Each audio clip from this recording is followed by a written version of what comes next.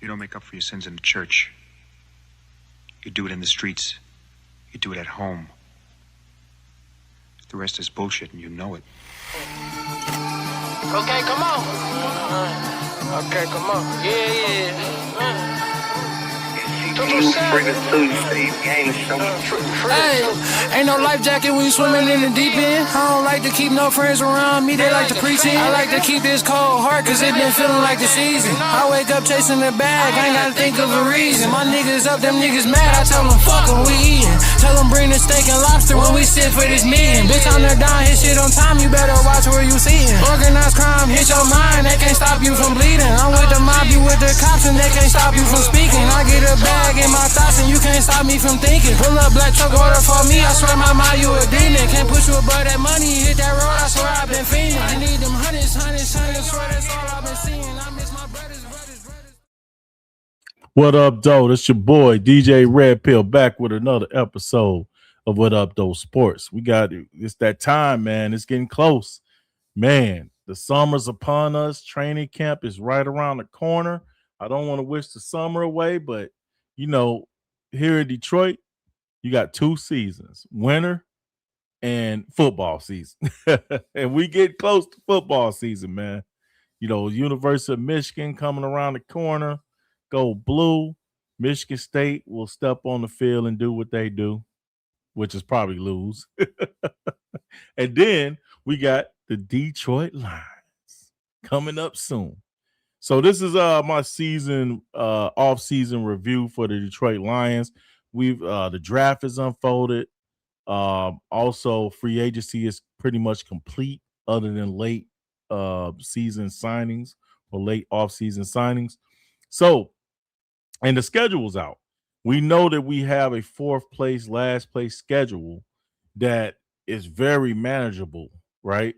Even the schedule last year was supposedly tough, but I still maintain that the Lions should have won at least 12 games, at least 11 games at the very least. They blew the Pittsburgh game. They blew the Minnesota game in Minnesota when they had like somebody who was bagging groceries the week before. I forgot the guy's name. He's so irrelevant. They had a quarterback that was bagging groceries the week before, and they couldn't manage a win thanks to Jared Goff. Oh, my God. Jared Goff in the freaking defense. But anyway, the Lions should have won the division last year, even with all their shortcomings, because they beat the Bears twice, who won the division at 11-6. If they'd have won the Pittsburgh game, which they should have, and won one of those Minnesota games that they blew, you win the division. Simple as that. But really, in all actuality, the Lions should have went 12-5 last year, even with that tough schedule. But the loss of Ben Johnson and Aaron Glenn was really a problem. As far as the offense coordinator part of it, Dan Campbell being offense coordinator wasn't ideal. However, he made that decision to go with John Morton as your offense coordinator instead of going with somebody who knows what the hell they're doing. And I hope he's not making that mistake again going with Drew Pexic. At least this guy has experience with another team being offense coordinator recently. John Morton hadn't did that since the Jets back in the day. However, I don't know if he's the right choice just because he's Ben Johnson's friend.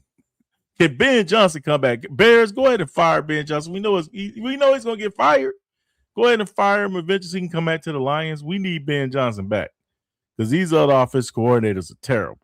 Okay, we need somebody who can actually use the weapons that we have to the fullest of their abilities.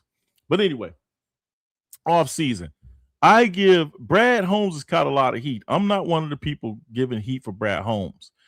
My opinion is a lot of the things that the Lions have dealt with over the last 3 years of not winning the Super Bowl, right? All of a sudden, we expect to win the Super Bowl, right? A lot of that is because of Brad Holmes and his work. However, Dan Campbell, and we love Dan Campbell. He's a great coach to me. He's a good coach to me. I wouldn't give him great. You got to win something. He's a good coach, very good coach. However, the decisions he's made are the reasons why people are missing a Super Bowl with this core. It's not because it's Brad Holmes. You could say Brad Holmes didn't do this or that, but no GM has a perfect roster. It just doesn't happen. There's salary cap now. Now, back in the day when the 49ers could sign everybody and the Cowboys could sign everybody, yes, people had perfect rosters. But now in this era of the NFL with salary cap and ramifications, you're not going to have a perfect rosters. Now you can say, hey, that roster is not the best suited to win the title. But what I would tell you, mind you, the Lions just 2 years ago, 2 to 3 years ago, the Lions were up 21 points. Or was it 24? It was 24-7. We were up 17 points. Okay, with a chance to go to Super Bowl if we just completed 30 minutes of football. Brad Holmes built that roster. The decisions by Dan Campbell cost the Lions a shot at the Super Bowl. Brad Holmes had nothing to do with going forward on fourth down instead of taking the field goals, and we lost by 3 points. 2 field goals would have won that game. And might not have switched the momentum. We might have we had the chance to put our foot on their necks, and you could do that by hold and serve. You don't have to score a touchdown and be super aggressive and change the momentum of the game on the road with a young team. That was Dan Campbell. Brad Holmes, you could blame Brad Holmes until you blew in the face, but Brad Holmes built the roster that should have went to the Super Bowl that year. Should have. And then the next year, that roster that people complain about went 15-2 without Aiden Hutchinson and without half the defense, most of the defense. That Brad Holmes built that roster 15-2, and you lose to the Washington Commanders by turning it over 6 times, Jared Goff. And that's Brad Holmes' fault. How? Come on. And last year, that collapse, nobody told Dan Campbell to go out and sign John Morton as his offense coordinator so he can have more control of the offense. Go get somebody who's proven. When you hire people for a job, you hire the best, most qualified person for the position. Only in Dan Campbell's world do you hire yes men and then fire them mid-season, and it's everybody else's fault but yours when you hired them. Brad Holmes didn't tell him to do that. Brad Holmes did nothing but build a roster that's the envy of the division. Superstar, all-pro talent everywhere. Is Amon-Ra St. Brown not an all-pro player? Okay. Is Jahmyr Gibbs not maybe the best running back in the league? All-pro player? Is Penei Sewell not the best tackle potentially in the league? All-pro player. Okay. Is Jared Goff not a Pro Bowl quarterback? Is Sam Laporta not an all-pro tight end when he's healthy? These are all Brad Holmes draft picks. How many teams have that many Pro Bowl, all-pro players on offense? Not to mention Jameis Willis. Jameis. Let's just say J-Mo because I'm messing up with try to say his damn last name. Jameis Williams or let's say J-Mo. Okay, J-Mo is one of the fastest, if not the fastest player in the league, a la Cheetah. He's that fast. Who's a weapon. He stretches the defense better than anybody in the league right now. All these superstar players, superstar talent has been amassed by Brad Holmes. It's up to Dan Campbell to figure it out. Okay, that's just offense. And people complain about the defense, but isn't Jack Campbell possibly the best linebacker? He's the best linebacker in the league right now. All pro. Aiden Hutchinson, all pro. Defensive end. Kirby Joseph, before he got hurt, all pro safety, free safety. And then you had a potential Pro Bowl, potential all pro strong safety with Brian Branch. Look how many superstars are on the Lions. And we're up here talking about Brad Holmes. No, it's up to Dan Campbell to get this talented roster. Not many teams have that many all-pro Pro Bowl players that you have to pay. That is mandatory to pay. He got the core is set. And he did in this offseason. I want to give Brad Holmes A minus, B plus, something in that range for what he did to solidify the roster. Not only did he solidify the roster, he made the roster of the Lions younger and more athletic. That's exactly what we needed to reload to go into the second part of this potential build towards a championship. So, the draft. I'm going to give you 3 moves I feel are the best moves of the offseason. And I'm going to give you 3 moves that could be detrimental. Okay? My number 1 move of the offseason was going out and getting a new center to replace Frank Ragnow. It was a must. Absolute must. That killed the season. Losing an all-pro center right before the season, it was detrimental. Okay.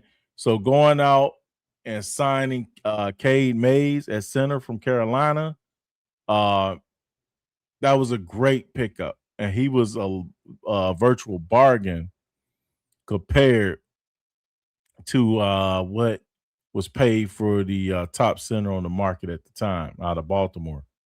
So getting Cade Mays as your starting center for a reasonable 3-year, $25 million contract was great. We could have went on and signed Tyler Lindenbaum and paid 3 times as much. So that was a great move by Brad Holmes, and it solidified, at least gives you a solid starter at center. Whereas we're not just getting destroyed by Green Bay right up the middle in Minnesota. So that's going to help, and it's going to help improve the running game, as well as a lot of people don't know Cade Mays, he allows 0 sacks through a large portion of his career. Okay. 726 snaps played. He allows 0 sacks. Okay. Past year for the Carolina Panthers. So he's very good at pass protection.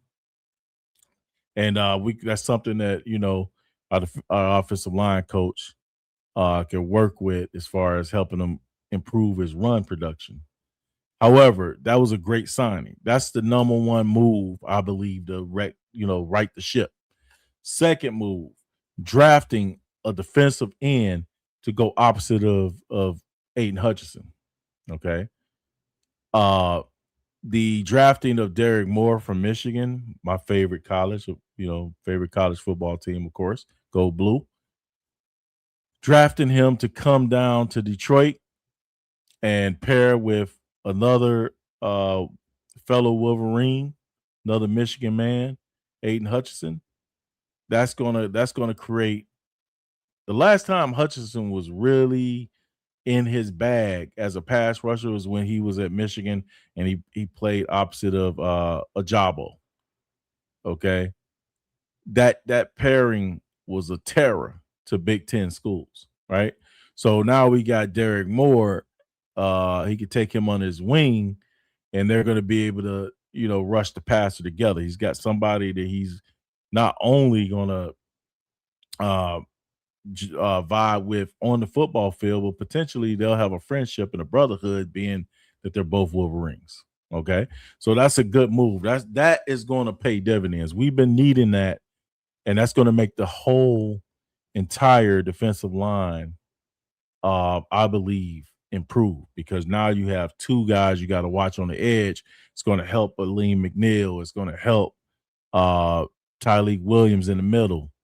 That's a great moves. Okay. Now, my third most best offseason move, and it's an underrated one, is the drafting. And I believe this is going to help. And I'm hoping that he gets playing time. I'm hoping he gets playing time as a rookie, but Jimmy Roller, linebacker from Michigan, okay, in the 4th round. He's a football player, man. Jimmy Roller is a football player. I mean, we need another linebacker to go with Captain Jack that's going to hit, is going to make tackles. He doesn't miss tackles. He's a football player a la Jack. He's a football player. He's going to move around. He's going to hit people. He's going to tackle. He's going to pick off passes if they throw it his way. He's going to get sacks if you ask him to blitz. Jimmy Roller he's just a football player. Okay? At Michigan, he just always made plays. You're like, who is this guy? He's just making plays. So to get that type of football player is just adding to the defense. We need a nasty defense that's workmanlike and is not going to miss tackles. You know how many Lions game I watch? I'm like, man, they keep missing tackles. Jimmy Roller and Jack Campbell are not going to miss tackles. They're going to hit you. Okay? So adding that, another linebacker to replace Anzalone, who was getting a little bit up there, a little long in the tooth, and wanted too much money. Getting somebody on a cheap rookie deal who can provide that type of stability, played at Michigan, so he's well schooled in pro style defense under Wink Martindale. I think that's going to pay dividends. So those are my three best moves of the offseason to me. Okay. Honorable mention goes to drafting Blake Miller in the first round to replace, I believe, an aging, ineffective left tackle. Okay. So now we got Blake Miller at right. We're going to move. The only reason I don't give this a top 3 spot is because we're moving Penei Sewell to the left, and we don't know how that's going to work out initially. I believe Penei is going to be great eventually, but it's an adjustment period. So that's the only reason I put this at honorable mention. But Blake Miller in the first round, solidified tackle spot. Cade Mays in the middle. We made some great moves that are going to solidify the roster for this upcoming year with an easier schedule, mind you. Okay. So that's my best moves, draft and free agency.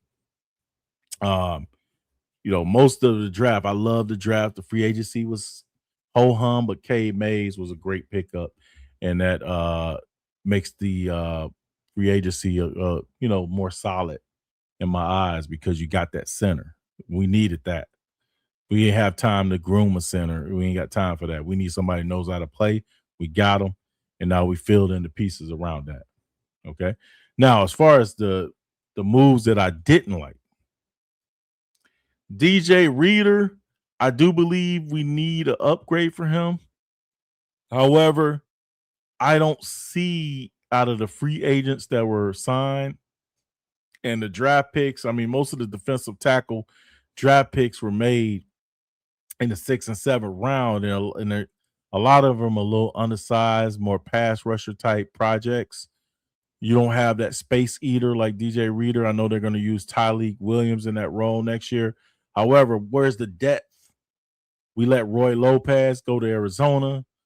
I don't know if they're going to try to bring DJ Reader back on a reduced contract. Maybe he wants to skip training camp and come in late. Who knows? But that's a problem. We got to have depth to hold up that defensive line. We can't lose the line of scrimmage. We can't be getting pushed around. So if Reader has anything left, if you watch the film, coaches, and you feel like he has anything left, if we could bring him back on a reduced contract, nobody else pick him up, we need to do that. If not, we need to find somebody to fill that void because I don't believe we did a good enough job in the draft or free agency. So that's my number one problem spot, the defensive tackle position. Number 2, okay, I'm going to go with, I believe, the safety position. I know we got a lot of corners, a lot of slots, a lot of safety corner versatility, but I don't know with the health of both of your Pro Bowl safeties at a minimum questionable. I believe we should have drafted a true safety somewhere or signed one, somebody that I feel a lot more comfortable as being a starter long term in case Kirby can't play. If that knee injury keeps him out all year or keeps him out half the year, who's going to start? It's going to put us back in a familiar position. Now, hopefully the pass rush can kind of mitigate that. If the pass rush gets there, you don't need a great secondary, right? You just need solid play. However, we don't know. We got a lot of questions coming into the season. Until we see those answered, I got to question what we did at safety. And then lastly, not being able to secure a third-round pick. Not being able to replace that third-round pick. I was hoping that the Lions would trade back in the first round a few slots to pick up a third. That didn't happen. We stood pat and took Blake Miller, even though a lot of people felt he could have went a little later, but there was a run on tackles. However, not getting a third-round pick to me was criminal in this draft that was really top-heavy. I believe we could have got a third-round pick. We might have been able to get a safety or get a better corner, a better outside corner or something of that nature. As it stands, Terry and Arnold's got to make a leap. Hopefully we can get some out of Rakestraw, man. He's 2 years, he ain't did nothing. Give us some production, please. So overall, I do give the offseason a B plus, to A- grade. For the simple fact, the pass rusher, the center, and the new tackle. Those three things right there were absolute must. And I believe Brad Holmes did an excellent job filling those needs. I love the prospects that he brought in to fill those positions, both in draft and free agency. So with that said, it was a successful offseason. Now, none of this means anything until they hit the field.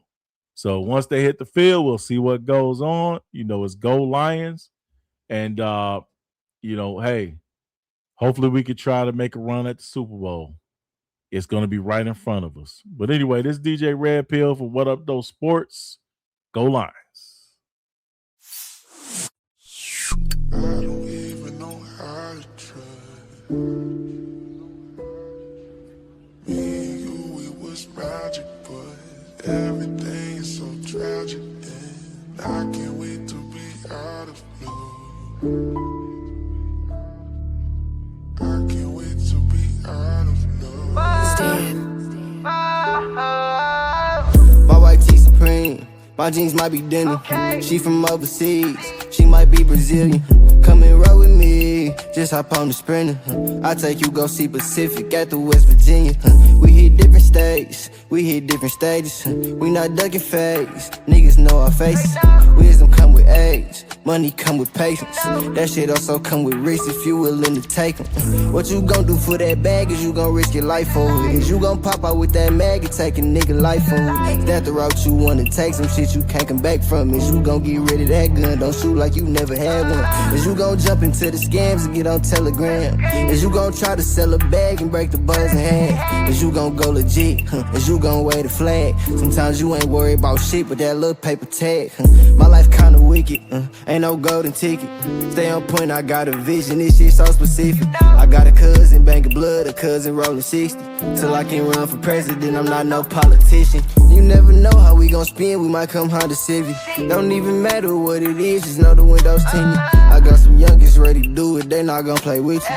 If we ride down, I point you out, they gon' pop out and get you. They gon' fuck around and blitz you, they wipe your nose with tissue. Don't come around here, play with us, you fuck around, find your issue. All of that playing, get you sit back right to the ones who sent you. We so on point with how we move, ain't no way we gon' miss you. I'm not that guy that play the neck, keep my name out your mentions. My ops too broke to hit a show, they can't come in the venue. We turn they side to ground beef and push it on the menu. Why you still with that soft ass nigga that can't even defend you? You let hoes talk about you, oh that's your type of nigga. That little boy love the gossip, he act just like the bitches. He spilling tea, I'm dropping drink, I guess we kinda different. I don't do fake, you ain't my kind, bitch, I can't kinda kick it. See I got paranoia too, so I be kinda tripping. I'm with my thugs who dropping drugs, I'm off all kinds of liquor. I know I'm gonna be fucked up later, I'm not good with mixing. But right now I'm just tryna vibe and try this new position. My life kinda wicked, ain't no golden ticket. Stay on point, I got a vision, this shit so specific. I got a cousin, bank of blood, a cousin rolling 60. Till I can run for president, I'm not no politician.